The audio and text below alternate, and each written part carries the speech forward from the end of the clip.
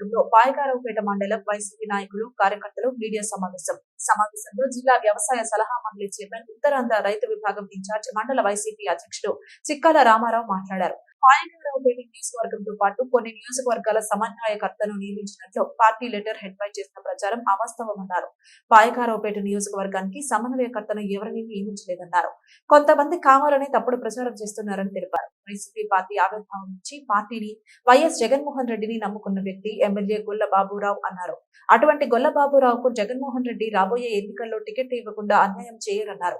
YS Rajasekhara Reddy మరణానంతరం మొదటగా MLA పదవికి రాజీనామా చేసింది. ఈ కార్యక్రమంలో వైసీపీ జిల్లా ప్రచార కమిటీ విభాగం అధ్యక్షులు దగ్గుపల్లి సాయిబాబా, జడ్పీటీసీ లంకా సూర్యనారాయణ, జగతా శ్రీను, ఇసరపు తాతారావు, ఎంపీటీసీ కొంతం నరేష్, సర్పంచ్ పన్నీర్ పాపారావు, దేవవరపు రాజేష్ ఖన్నా తదితరులు పాల్గొన్నారు. ఈ కార్యక్రమంలో వైసీపీ జిల్లా ప్రచార కమిటీ విభాగం అధ్యక్షులు దగ్గుపల్లి సాయిబాబా, జడ్పీటీసీ లంకా సూర్యనారాయణ, జగతా శ్రీను, ఇసరపు తాతారావు, ఎంపీటీసీ కొంతం నరేష్, సర్పంచ్ పన్నీర్ పాపారావు, దేవవరపు రాజేష్ ఖన్నా తదితరులు పాల్గొన్నారు. ఆయనకి ఇది ఉండొచ్చేమో తప్ప జగన్మోహన్ రెడ్డి గారు ఎప్పుడు ఎవరికి అన్యాయం చేయరు.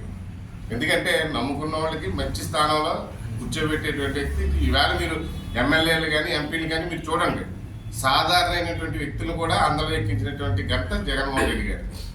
సామాజిక న్యాయం విషయంలో కానీ, అలాగే ఒక ఎంపీలు చూసినట్లయితే ఎంపీల విషయంలో కానీ ఎమ్మెల్యేల విషయంలో కానీ మాట ఇస్తే తప్పనటువంటి వ్యక్తి జగన్మోహన్ రెడ్డి గారు. జగన్మోహన్ రెడ్డి గారు వెంట ఉన్నటువంటి గొల్ల బాబురావు గారికి అన్యాయం జరగదు. అది గొల్ల బాబురావు గారు కూడా జగన్ గారి మీద అంత నమ్మకం ఉంది. దాన్ని ఎవరు కూడా దుష్ప్రచారం కానీ పార్టీ మీద బ్యాట్ జల్లడానికి చేస్తున్నారు కదా తప్ప ఇంకోటి ఏం కాదు. కానీ అలాగే తెలుగుదేశం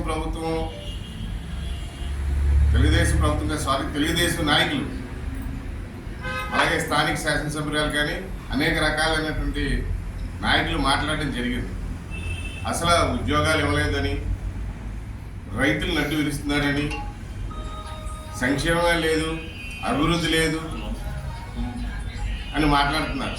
అసలు ఈ మాట్లాడే వాళ్ళందరికీ కూడా కళ్ళు ఉన్నాయా అని అడుగుతున్నాను. ఎందుకంటే మీరు గ్రామాల్లో చూస్తే సంక్షేమం అభివృద్ధి కూడా ఏ విధంగా జరుగుతుందో ప్రతి గ్రామంలో కూడా సంక్షేమ పథకాలు కోట్లాది రూపాయలు ఇవ్వడం జరిగింది.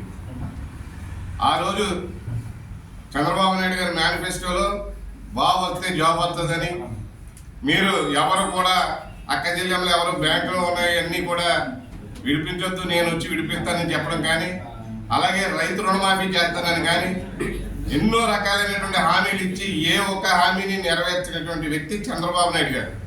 మీరు మాట్లాడే నైతిక హక్కు లేదని, ఎందుకంటే ఏ రోజైతే ముఖ్యమంత్రిగా ప్రమాణ స్వీకారం చేశారో జగన్మోహన్ రెడ్డి గారు, ఆ రోజు నుండి కూడా ఇచ్చినటువంటి మేనిఫెస్టోని అమలు చేసినటువంటి భారతదేశ చరిత్రలో ఒక జగన్మోహన్ రెడ్డి గారు అని చెప్పి తెలియజేసుకుంటూ, అలాగే యువతకి అనేక రకాలైనటువంటి ఉద్యోగాలు, గ్రామాల్లో ఖాళీ ఉండకూడదని వాలంటీర్ని తీసుకొచ్చి వాళ్ళకి స్టైఫండ్ కింద 5,000 ఇచ్చి, అలాగే ఒక సచివాలయాలు ఏర్పాటు చేసి సచివాలయంలో ఉన్నటువంటి ప్రతి గ్రామంలో కూడా 4-5 అసిస్టెంట్లు పెట్టి ఇంతమందికి అవకాశం కల్పించినటువంటి జగన్మోహన్ రెడ్డి గారి మీద తప్పుడు ప్రచారం చేస్తున్నటువంటి వాళ్ళు అసలు మీకు కళ్ళు ఉన్నాయని అడుగుతున్నాను. ఎందుకంటే ఇటు సంక్షేమం, ఇటు ఆరోగ్యం, అలాగే ఇటు విద్యాపరంగా ఈవేళ స్కూల్ కానీ నాడు నేడు స్కూళ్ళు ఏ విధంగా డెవలప్ అయ్యాయని చెప్పి మీరు ఏ గ్రామంలోకి వచ్చినా మేము ఓపెన్ ఛాలెంజ్గా నిలబడతామని చెప్తున్నాం.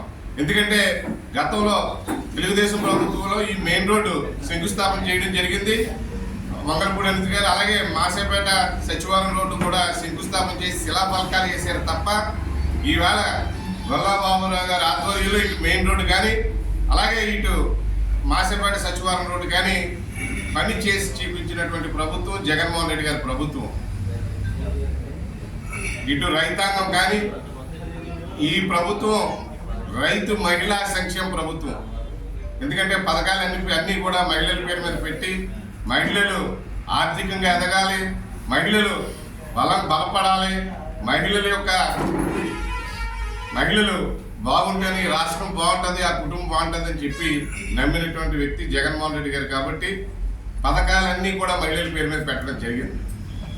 ఏ వర్గాన్ని చూసుకున్నా సరే, ఏ కులాన్ని చూసుకున్నా సరే ఇటువంటి ప్రభుత్వం ఎక్కడా లేదు. ఎందుకంటే చిన్నపిల్లడి దగ్గర నుంచి మధ్య వయసు దగ్గర నుంచి ఇటు ముసలోళ్ళ దగ్గర వరకు కూడా అనేక రకాలైనటువంటి సంక్షేమ పథకాలు ఆలోచించి వయసుతో ఏ చిన్నపిల్లలకైతే అమ్మఒడి, అలాగైతే 45 ఏళ్ళు అయితే ఆడవాళ్ళకి కాళ్ళు చేతులు అరుగుతాయి అని చెప్పి ఆసరా, అలాగే ముసలోళ్ళ పెన్షను, అనేక రకాలైనటువంటి సంక్షేమ కార్యక్రమాలు చేసినటువంటి భారతదేశ చరిత్రలో ఎవరైనా ఉన్నారంటే జగన్మోహన్ రెడ్డి గారని చెప్పి తెలియజేసుకుంటూ సెలవు తీసుకుంటాం.